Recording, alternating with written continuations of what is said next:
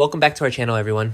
Today is a wild day in the world of Port Charles, and we are so excited to break down all the massive spoilers coming up over the next 3 weeks. From April 20 to May 8, things are getting incredibly intense. We have cover-ups, crossovers, and so much drama. Let's just dive right into the madness because there is a lot to cover today. So let's start by talking about Christina Corinthos Davis, because things are getting really interesting for her during the week of April 20 to April 24.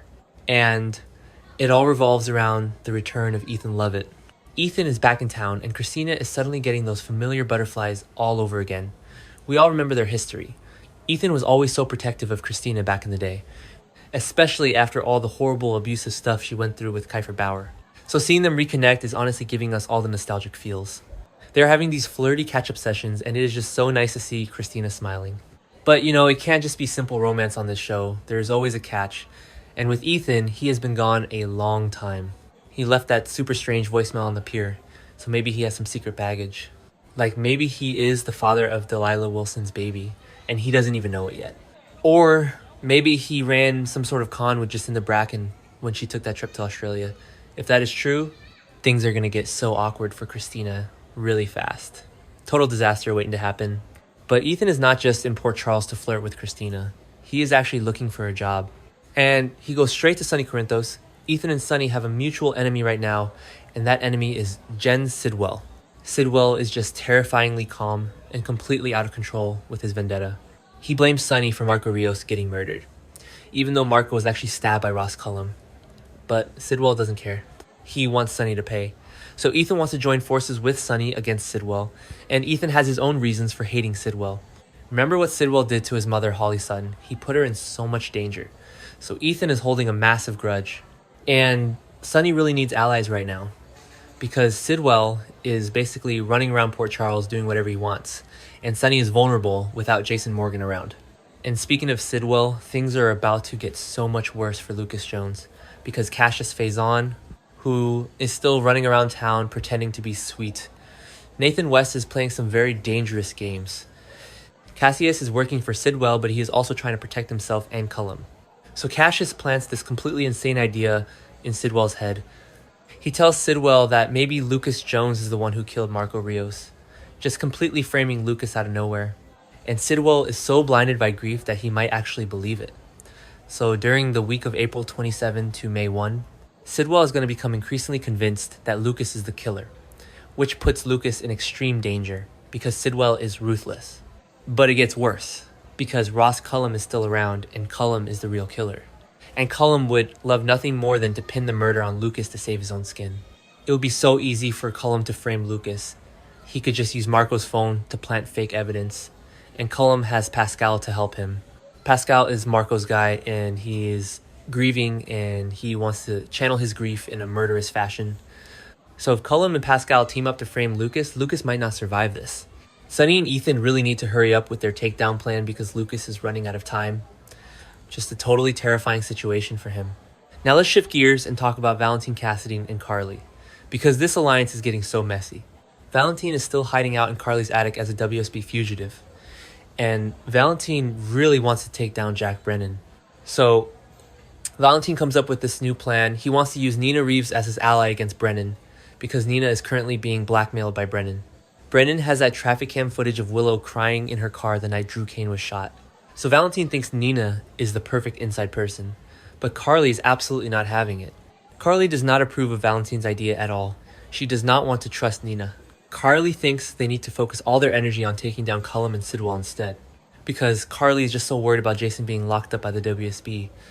But Valentine is stubborn, so he pushes forward with the plan anyway. And during the week of April 27 to May 1, we are going to see some incredibly risky moments for Nina. Nina actually agrees to carry out Valentine's plan. She meets with Brennan and she feeds him the fake intel that Valentine wants her to share. But Nina is playing with fire. Brennan is smart and he is dangerous. If Brennan figures out that Nina is playing him, he is going to blow up Willow's life. He will release that traffic cam footage and Willow will go down for shooting Drew.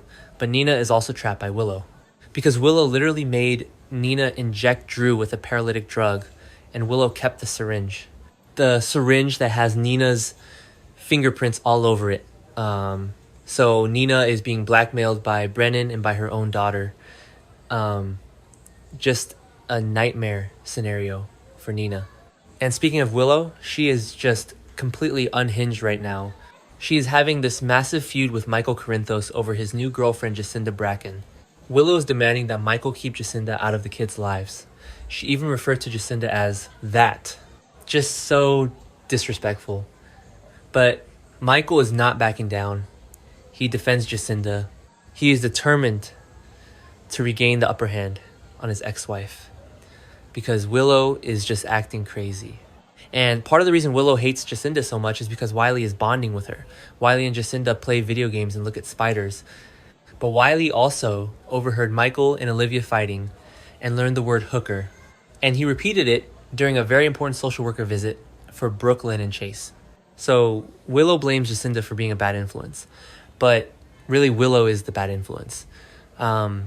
She shot Drew. So Willow is feuding with Michael. But she has much bigger problems to worry about during the week of May 4 to May 8. Because Willow is starting to panic about Kai Taylor and Trina Robinson. Kai and Trina know her darkest secret. They know that Willow is the one who shot Drew Kane on the pier. And Willow is terrified that they are going to talk. So Willow is going to start worrying about them.